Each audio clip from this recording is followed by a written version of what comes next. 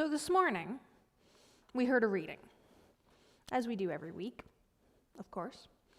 And, of course, this week being Lent 1, it's a reading that we've all heard before.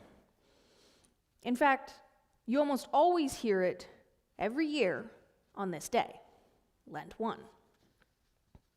It's one that's very familiar, and therefore, as often happens with the familiar, it's one that's easy to forget. It's easy to gloss over. You hear it so much. Jesus is off in the wilderness, he's off on his own, and he's enduring this type of test. The devil comes in and he tries to convince Jesus to do things. He plays on his ego, on his pride, and pushes him to do selfish acts. There's no one around to see. Why not just do this miracle for yourself? Who's going to judge you? It's one little tiny thing. It's just a bit of bread. No one's ever going to know. And so on and so on. And okay, so now I know you're thinking to yourself, Victoria, that wasn't all in that short little reading that we heard this morning. You're making things up. Promise I'm not. This is actually one of those instances where the story is heard multiple times in multiple Gospels. So if you go over to Matthew 4, the same story is explained with a little bit more detail. It wasn't just random temptations, it was very specific. The devil was trying to make him do things for himself. So getting back on track here, 40 days. 40 days. Jesus is out there in the wilderness, and he manages to resist this temptation the whole time. He rebukes the devil and he sends him away over and over again. This is a time when he's proving, more to himself than anyone else, that he is ready for the trials and tribulations that are to come. He knows what's coming, and he knows that the path before him is not an easy one. He knows that he is going to be tempted over and over again to do things differently. But he also knows that the path laid out before him is one that he needs to see through the way it's laid. Temptation is a word that we all know, and we all know fairly intimately.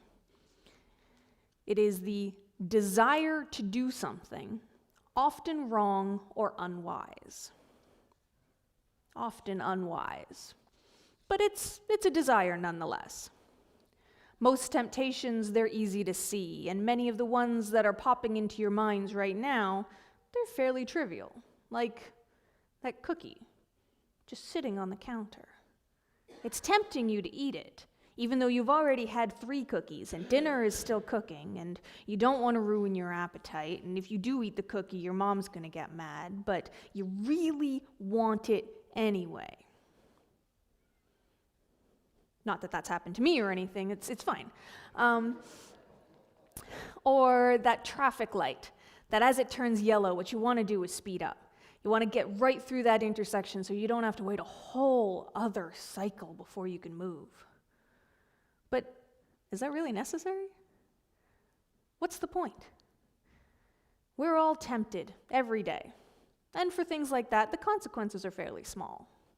You eat the cookie, your mom gives you a dirty look. She's giving me a dirty look now. It's fine.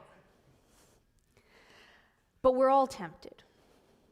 However, it's those more subtle temptations that we need to be looking out for. Those are the ones that we need to be worried about. They're much less obvious.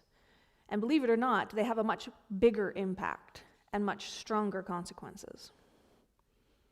So sit with that for a minute.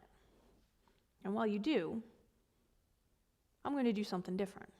As I like to do when I'm asked to get up here and talk, because I cannot for the life of me figure out how to do any sort of smooth segues, I'm going to take that thought, I'm going to put it on a back burner. Don't forget about it, just set it back here. And I'm going to change the subject entirely.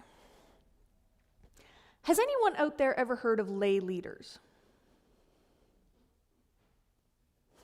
Mom, you don't count. Or lay people in a church. It's a word that doesn't get used very often, but it is important. According to the interwebs, It means members of the congregational populace who have been baptized but not ordained are considered lay or part of the laity. Now, you're all sitting there thinking, that's a fairly broad description. I mean, it's so broad, it actually includes me. Well, you're right. You are lay. I am lay. Many of us are. We are all part of the church's laity. And in the United Church, those lay people are incredibly important.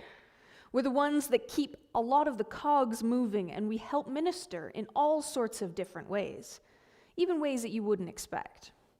Without the laity, no church would continue to exist. Now, a lay leader is defined as a person who represents the lay members of the congregation and serves as a role model of Christian discipleship. If you stop for a moment, I'm sure you can think of a couple names that would fall under that category. People you would declare as lay leaders. They're the ones we look up to.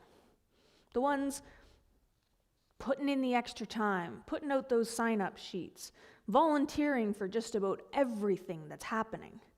The ones who embody the amazingness of Christian discipleship and help make the rest of us proud to call ourselves Christian. No pressure to all of you lay leaders out there. And do you want to know something cool? The number of lay leaders you can have in a congregation is limitless. Everyone can be a leader. Multiple people are leaders, and in fact, we encourage more and more people to step up into that role. There are 101 different paths that a leader can be leading on, and everyone has their niche to fill. You can be a leader in one aspect and a follower in another. Everyone has different skills and different talents, all of which are used to embody that Christian discipleship. Here at St. John's, we try to use those lay leaders fairly often. Even me standing up here in front of you is the church's way of encouraging its lay leaders in what they're doing. Instead of looking for outside help, which we do sometimes, it's like a company promoting from inside instead of hiring from the outside. It makes sense, I swear. Or consider the Christmas pageant last year. The play was written by the preteens, the monologues were written by the young adults, the sets were designed by the Sunday school, all of which being encouraged to be lay leaders on their own. We did a prayer writing workshop in the fall, and through Advent, had all of the participants share their own prayers with the congregation during services, encouraging them in their lay path. We do our best to showcase the skills of our laity as often as possible. We have leaders in this building, and fostering their skills makes the congregational community richer. Those leaders can become mentors, and more leaders are formed from the mentoring. It is this beautiful cycle of enrichment that benefits the entire community, beginning here and spreading out further. And as Reverend Cheryl has been telling us lately, and will continue to tell us all year, we are better together. And yet, sometimes, we don't all live up to our own potentials.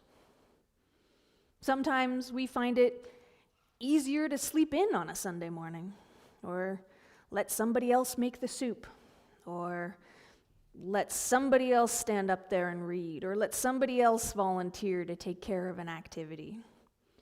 Sometimes we are tempted to simply not.